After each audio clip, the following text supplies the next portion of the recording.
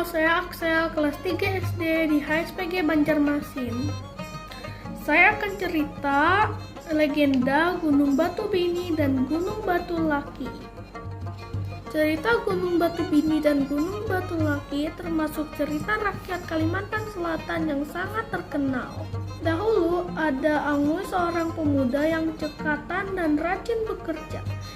Ia tinggal bersama ibunya yang sudah tua bernama Diang Insung. Sewaktu kecil, Angui sering pergi mencari ikan di sungai bersama ibunya dengan sampan dari kayu.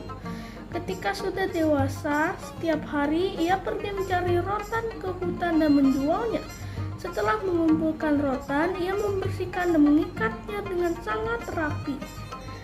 Pada suatu hari, seorang saudagar datang ke desa itu untuk mengambil rotan dan menukarnya dengan bahan-bahan kebutuhan pokok.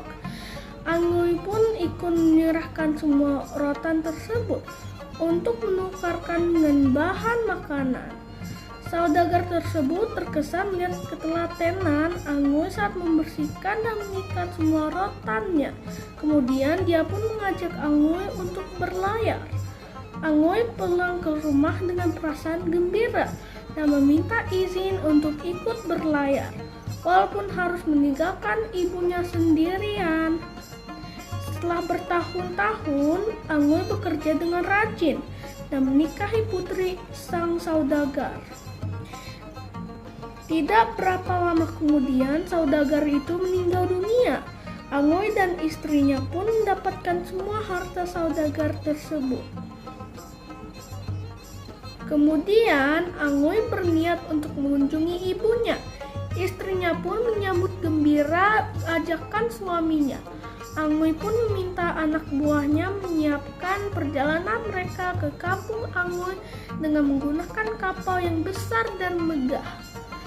Diang Insung yang sudah tua renta dan sakit-sakitan bersusah payah untuk mendatangi kapal anaknya di pelabuhan. Angui terkejut melihat seorang nenek kumal di atas sampan kayu yang mendekati kapalnya. Walaupun dia mengenali bahwa itu adalah ibunya, namun dia malu mengakuinya dan menyuruh anak buahnya untuk mengusirnya. Dengan perlahan, kapal besar itu pun menjauh dari pantai. Betapa hancur hati Diang Insung karena perilaku anaknya itu.